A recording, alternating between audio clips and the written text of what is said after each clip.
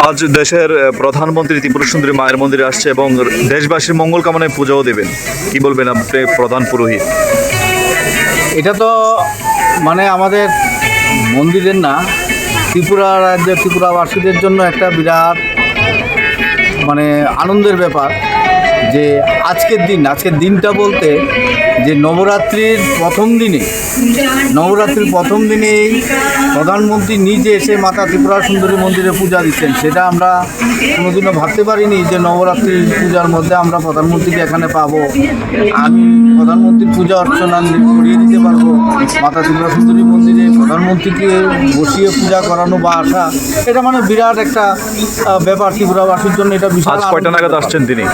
আজকে 3টা থেকে 3:30টার মধ্যে তিনি মন্দিরে আসছেন।